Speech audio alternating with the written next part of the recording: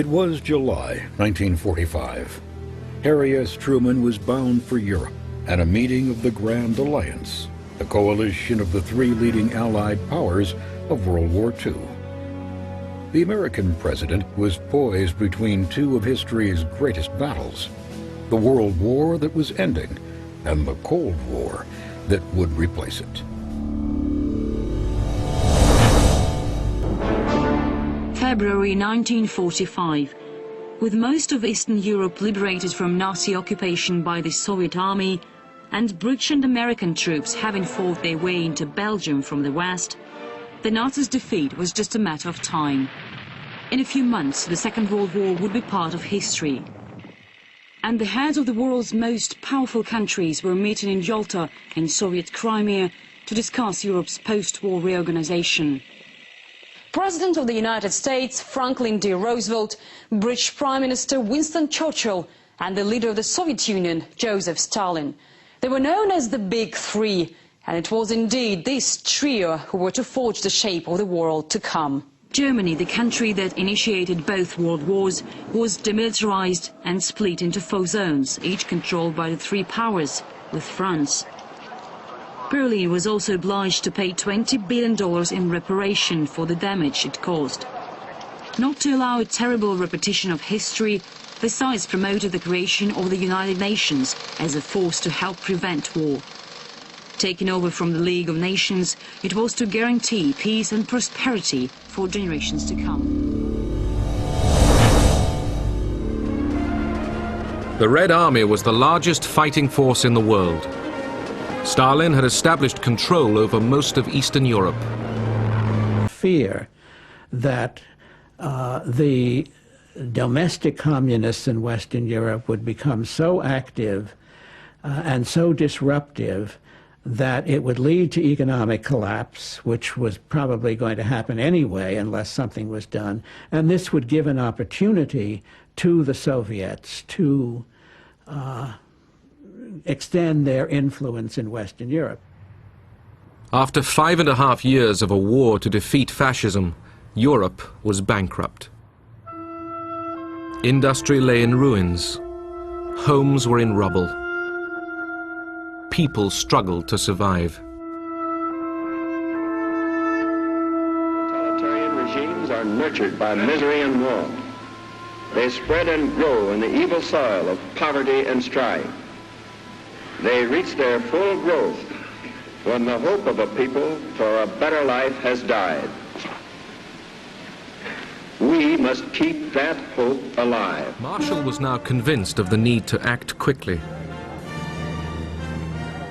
On his return from Moscow, he instructed the State Department to begin preparing ideas for a European rescue plan.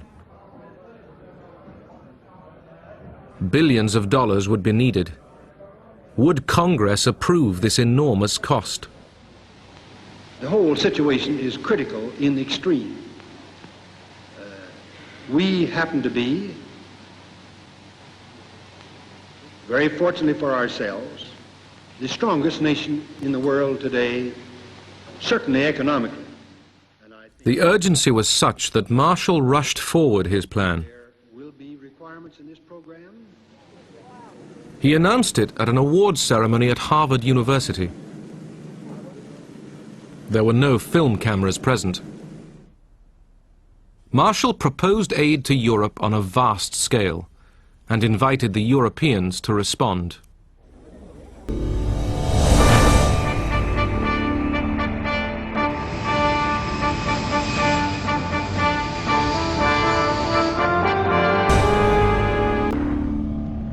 Eager to tell the world of his revolution, Castro flew to New York to speak at the United Nations. President Eisenhower was too busy to see him. But Nikita Khrushchev, the Soviet leader, was delighted to embrace a new revolutionary and offered him economic assistance.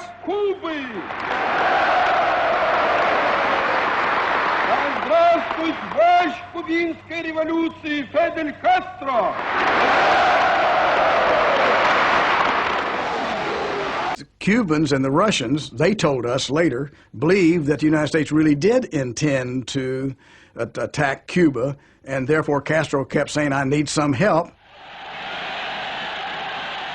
Castro's pleas inspired the Soviet leader Khrushchev to make a daring offer.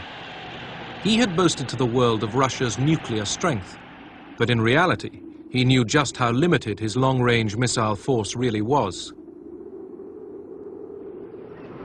But he did have medium-range nuclear missiles. From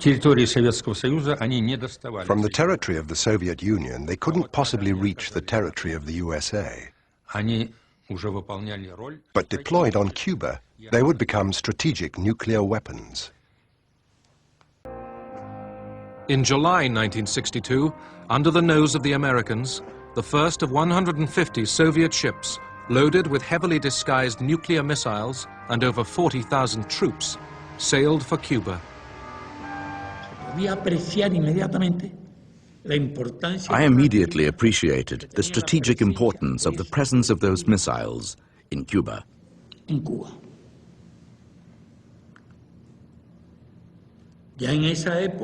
By that time, the Americans had already transported similar missiles to Turkey. The Americans just didn't notice that we managed to deliver not one, but 43,000 people there, plus the equipment, weapons, and everything necessary for the installation work.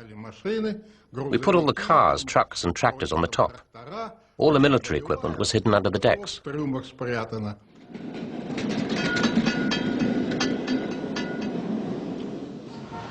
CIA agents in Cuba reported that Russian troops and missile trailers had been seen in the streets of Havana. But the CIA had noticed the increase in Soviet ships heading for Cuba. On October the 14th, a U-2 spy plane was ordered to fly across the island to try to discover what was going on. We're looking at the photography, and we spot objects that are foreign to the environment. And we kept looking, and we said, this is an SS-4 ballistic missile site. So working with the photo interpreters, we became convinced that this was it.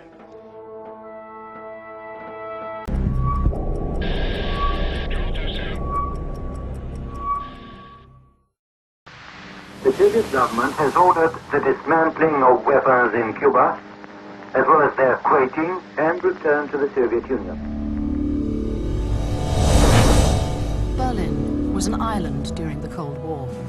Its western side was completely surrounded by the communist German Democratic Republic, while its eastern side attempted to keep its residents from crossing over.